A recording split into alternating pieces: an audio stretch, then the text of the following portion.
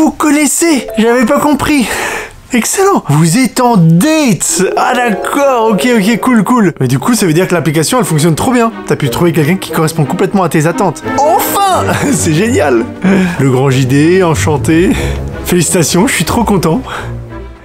Ça fait des mois qu'il cherche quelqu'un, il a essayé plein d'applications de rencontres, et là, il a testé l'application Fruit. Une application qui est complètement différente des autres, puisque les gens qui utilisent Fruit sont honnêtes avec ce qu'ils cherchent. Il n'y a pas de perte de temps dans les rencontres, et ça, c'est grâce à leur concept assez innovant, le concept des 4 fruits. Selon vos envies, vous choisissez un fruit. Je vous explique. La cerise pour trouver sa moitié, le raisin pour un verre de vin sans se prendre la grappe, pastèque pour des câlins récurrents sans pépins, et enfin pêche pour une envie de pêcher avec toi. À chaque match, avant de pouvoir parler avec la personne, il faut choisir une question et les deux doivent y répondre avant de commencer la conversation. Ça évite les traditionnels « Salut, ça va ?» Essayez et téléchargez gratuitement l'application qui se trouve dans la description et merci à eux d'être partenaires sur cette vidéo.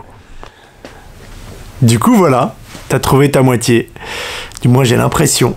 Je vais pas vous déranger plus longtemps, je vais aller tourner une vidéo. Si vous avez besoin d'informations complémentaires, de toute façon tout est dans la description. Alors peut-être à tout à l'heure, on sait pas. Je vous laisse, je vous dérange pas plus. Hein. Ciao, à toutes. C'est trop chou.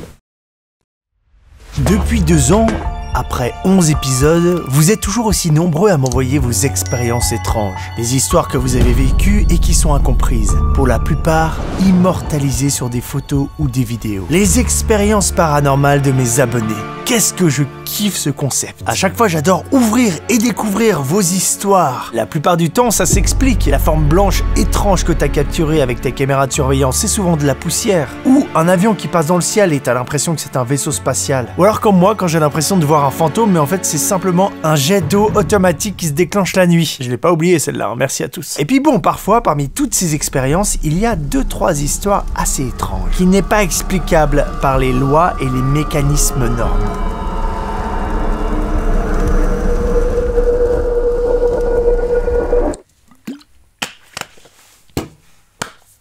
Elle est bien fraîche, elle est trop bon. Allez, on attaque. Salut JD. Cette photo a été prise par mon grand-père. La photo paraît normale, mais si tu regardes bien, tu verras qu'il y a une main qui apparaît.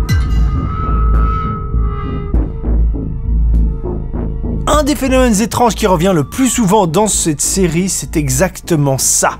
Comme sur cette photo, des bras, des mains qui se baladent. On a déjà vu ça plusieurs fois. Bon alors, à qui appartient cette main? Ce que j'aime bien sur cette photo, c'est qu'on n'est pas dans la même période. Généralement, c'est des vieux clichés qui datent en noir et blanc, etc. Ici, nous sommes dans les années 80.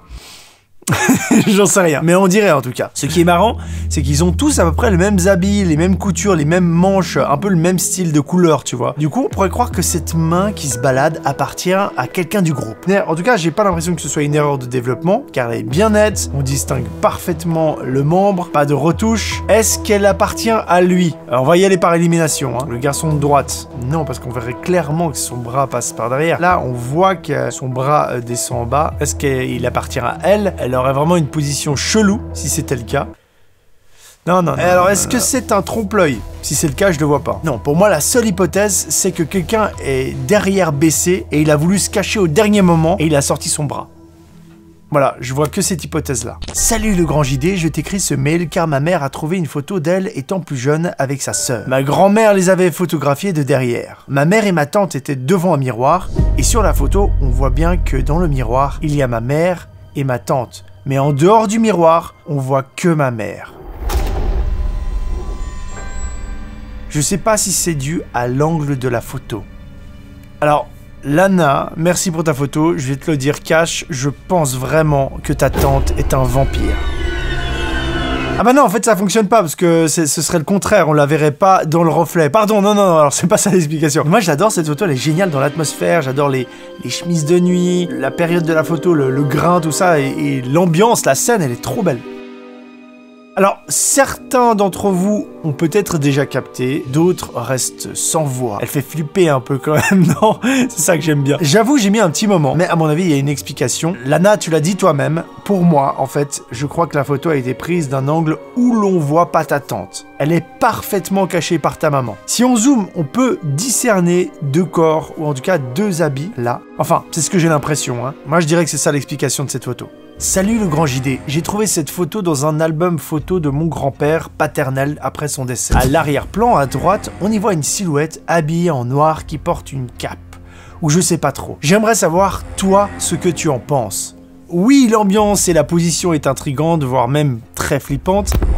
Alors Cédric, si tu veux mon avis, pour moi il n'y a rien de paranormal. Pour moi c'est simplement quelqu'un qui passe derrière ou ton grand-père s'est fait photographier. Je dis ça parce qu'on peut reconnaître un chapeau de femme de l'époque avec un grand manteau. Voilà, tu vois, ce type de chapeau-là était bien porté à cette époque-là. Salut Julien, je m'appelle Sacha, je suis d'origine russe et j'ai une photo paranormale que j'ai retrouvée dans un album photo de famille qui me paraît très intrigante et fascinante. On y voit au loin une ombre sur l'eau et une silhouette légèrement transparente qui se dirige vers le groupe de femmes. Problème d'appareil photo ou fantôme, telle est la question. Cette photo date d'environ des années 30 dans la ville de Bredensk en Ukraine. Donc Sacha m'a envoyé plusieurs photos de cette scène. Et la première chose qu'on peut remarquer, c'est qu'une silhouette a été grattée. C'est quelqu'un qui a gratté sur la photo cette personne derrière pour l'effacer ou je ne sais pas en fait. Alors, plusieurs choses. On voit l'ombre sur la photo. Donc cette personne était bel et bien là quand la photo a été prise. Donc l'hypothèse la plus probable, c'est qu'on a essayé de rayer, de gratter pour enlever cette personne. On est vraiment dans un acte d'effacer. On voit l'eau à travers la personne grattée. Ça c'est vraiment étrange parce que vous êtes d'accord que si vous grattez une photo et vous décidez d'enlever une partie, normalement il y a tout qui se retire. On enlève un bout de photo, un bout de papier, on devrait apercevoir du papier derrière. En tout cas pas le second plan de l'image. La personne a été grattée, on voit parfaitement la scène, l'eau. C'est pour ça que cette photo est particulière. Alors qu'est-ce qu'on en pense? Moi je crois que la solution se trouve dans votre famille. Il doit y avoir une explication familiale. Peut-être qu'on ne voulait pas de cette personne sur la photo, peut-être qu'elle était nue. Alors j'ouvre les mails et là je vois vidéo intrigante de Prisk. Vas-y on y va. Salut le grand JD, j'ai une vidéo que j'ai prise en avril 2018 quand j'allais en Espagne en avion. Je m'étais amusé à tester la caméra de l'iPhone et pile à ce moment-là, je suis tombé sur ça.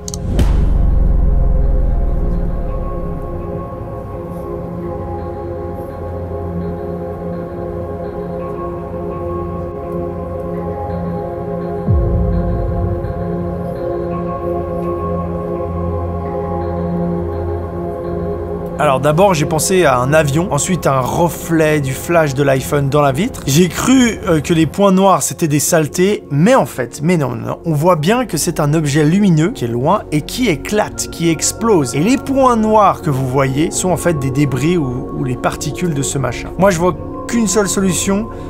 Un objet type ballon sonde, un ballon météorologique qui explose. Là, il va falloir que les spécialistes nous expliquent et nous éclairent. Bonjour JD, je te contacte aujourd'hui car cela fait plusieurs jours que ces photos perturbent mes pensées. J'habite en Moselle près de Bitche, et oui, c'est une vraie ville, qui plus est possède une magnifique citadelle du XVIIIe siècle. Je t'envoie 4 photos avec dessus une lumière bleutée verdâtre qui se cache parmi les fourrés et les arbustes. J'ai d'abord pensé à un effet optique de soleil, mais le temps était nuageux. Puis peut-être un appareil défectueux, mais la lumière a un effet de profondeur. On voit nettement qu'elle est derrière certains arbustes. C'est le soir en regardant les photos qu'on leur a marqué ces petites taches. Nous n'arrivons pas à trouver d'explication, donc si tu pouvais nous éclairer sur cette lumière. Eh bien, merci beaucoup pour ton message Clara. Sache que tu n'es pas la seule et que beaucoup de personnes m'envoient ce type de phénomène. Mon ami Gaël Lavorel, il avait exactement photographié ce même phénomène. Alors,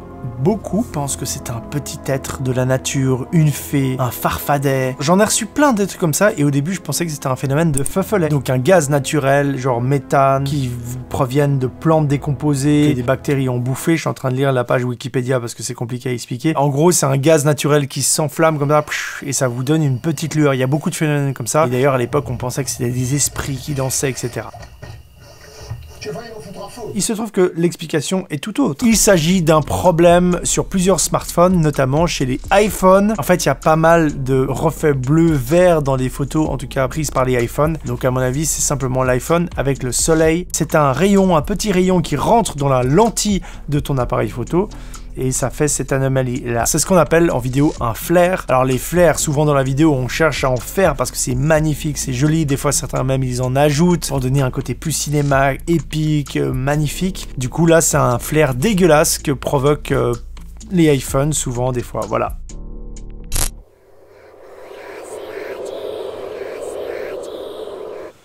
Oh, Ok, on continue. Jonas, qu'est-ce que tu m'envoies, Jonas? Salut Julien, une fin d'après-midi, je rentrais avec un ami à moi du travail quand soudain on tombe nez à nez avec une splendide lune, presque super lune. Impressionné par la lune, on s'arrête sur le bas-côté pour la prendre en vidéo. C'est là qu'on aperçoit une ligne qui apparaît puis disparaît.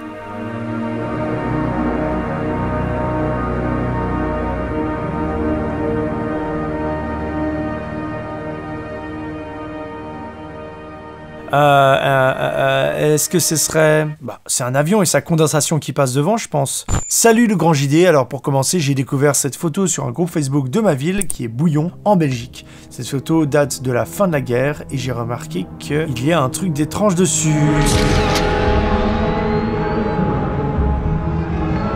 Dans le genre film d'horreur, on est bien là. On est très bien. Pourquoi c'est toujours sur ces photos d'époque qu'on retrouve ce type de phénomène? C'est à la mode chez les photographes de l'époque de faire des mises en scène ou quoi? Regardez en haut à gauche, derrière la vitre.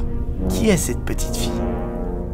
Non, en vrai, si ça se trouve, c'est une vraie petite fille qui regarde par la fenêtre, c'est tout. Et puis le côté noir et blanc, vieille, donne cette impression d'effacement et de regard un peu morbide. On a souvent sur les anciennes photos des cas comme ça, avec des apparitions hyper fantomatiques. C'est tout le temps la même chose. Salut grand JD, je t'envoie une vidéo de surveillance du château de mes voisins. Il se passe un drôle de truc, jusqu'à présent non résolu. Bon, déjà, s'il se passe des trucs trop incroyables dans le château de tes voisins, il faut m'appeler là, il faut qu'on fasse une enquête ou un truc comme ça. Monsieur, c'était ce matin.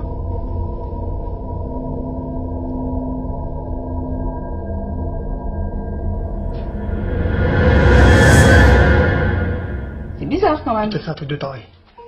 Hein? C'est... Bon, déjà j'ai écrit à Antoine pour qu'il m'envoie la vidéo natif, vraiment le rush, ou alors qu'il filme correctement pendant 1 minute la scène, etc. Et il m'a pas encore répondu. Bah voilà, j'ai que ça. Ça me rappelle vraiment une scène qu'on a déjà vue dans l'émission, un peu similaire, avec une apparition fantomatique, on sait toujours pas vraiment ce que c'est. Et puis je l'ai regardé, et puis tout d'un coup, je crois savoir ce que c'est. J'ai l'impression qu'il s'agit d'un insecte. Voilà, un insecte volant. Parce qu'ici on voit les ailes, on voit un petit peu, et c'est transparent. Et en fait...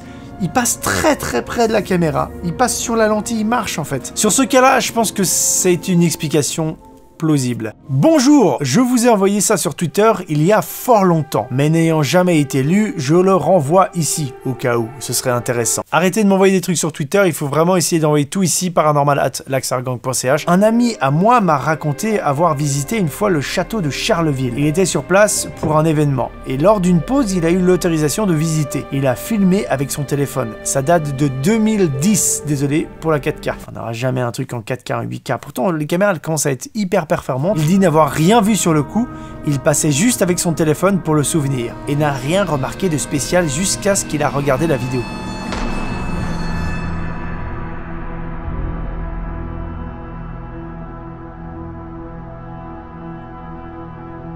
Alors on a déjà tourné un épisode de Fantasma là-bas. Oh Fantasma, tu me manques. Où es-tu? Reviens-tu s'il te plaît, je veux en faire plein. J'ai rien eu de spectaculaire dans ce lieu, mais je l'ai adoré. Il est vraiment magnifique, il faisait très froid, l'atmosphère était incroyable, on avait vraiment l'impression d'être dans Harry Potter. Ah c'était vraiment bien, l'Angleterre tu me manques, c'est quand que je peux retourner te voir et te visiter. Alors, moi la pièce elle était pas comme ça quand j'ai été, ils ont tout modifié.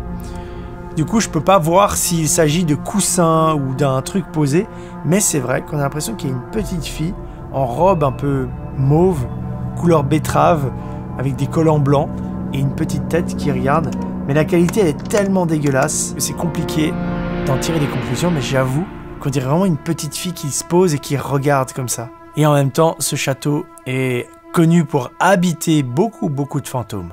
Esteban m'a envoyé une vidéo et il a hésité à me l'envoyer, là je suis en train de lire son mail, parce qu'il avait peur de ce qu'on raconte dessus, que ce soit moi ou la communauté dans les commentaires. Il s'est dit si tout d'un coup on n'arrive pas à expliquer ce truc, ça me fait vraiment flipper. Alors je vous lis son mail. J'ai vraiment hésité à t'envoyer cette vidéo car j'ai vraiment pas envie de vérifier ce que c'était. Contexte, c'était il y a 10 ans, mon beau-père filmait une balade de nuit en voiture car il était en garde d'une propriété. Et si tu regardes en bas à droite, devant la voiture, je vais pas vous spoiler en fait, je vais pas continuer, je vous mets la vidéo. On a fait tout le chemin à l'envers. On est parti dans les champs, normal, et voilà. On a déjà fait 2 barres.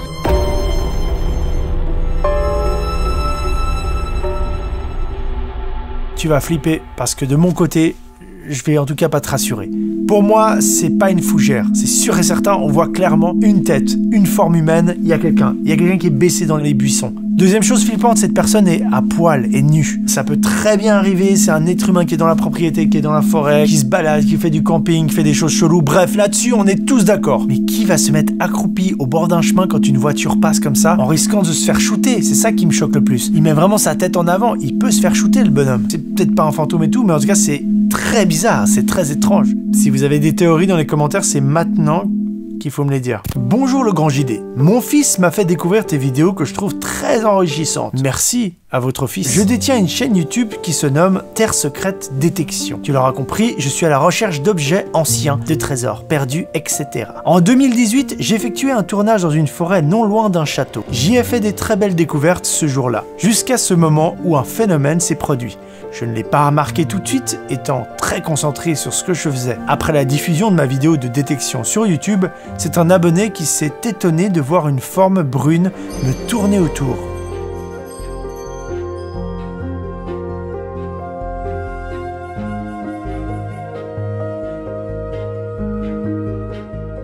Pour te mettre dans le contexte, avant que ce dit phénomène ne se produise, j'y avais découvert des objets comme une bague, un pendentif, un chapelet. Corrélation avec la suite de ces découvertes, peut-être. On m'a parlé d'insectes devant l'objectif, mais regarde bien au passage de cette forme brune sur une grosse feuille de fougère. On voit clairement la feuille bouger très nettement. Merci David, déjà ton histoire elle est trop intéressante parce que tu cherches pas à faire du sensationnel et c'est le hasard total. Moi j'avoue que j'ai envie évidemment d'aller dans la piste de l'insecte, mais comme tu dis, ça se comporte pas vraiment comme un insecte, le mouvement non plus. Alors est-ce que la fougère bouge? Alors le truc c'est qu'effectivement la fougère bouge. Il n'y a pas de vent en fait, parce que tu regardes les autres feuilles, il n'y a pas de vent, effectivement. Ouais, c'est trop bizarre. C'est simple, c'est soit un insecte, soit une anomalie caméra, soit une poussière, soit une goutte d'eau. Et tout ça ne correspond pas à goutte d'eau, elle est noire, un liquide, la poussière, non. Est-ce que c'est un insecte? Ça ne ressemble pas à un insecte, ça n'a pas l'attitude. C'est bizarre, c'est trop bizarre. J'en sais rien. La communauté de la chaîne YouTube Terre Secrète n'a pas pu élucider ce mystère. Peut-être que notre communauté arrivera. On a répondu à certains cas, on a pu comprendre ce que c'était. Et d'autres, j'ai peut-être besoin de vous. Avant de vous quitter, très important de remercier Fruits qui a été sponsor de cette vidéo. Si ça vous intéresse et vous cherchez un partenaire ou une partenaire, checkez le lien en description pour tester l'application. Continuez à m'envoyer vos expériences paranormales en vidéo et en photo. Attention, de la qualité, pas seulement 2 secondes, un maximum de contenu. Merci d'avoir regardé et on vous dit à très vite dans une prochaine vidéo. Au revoir.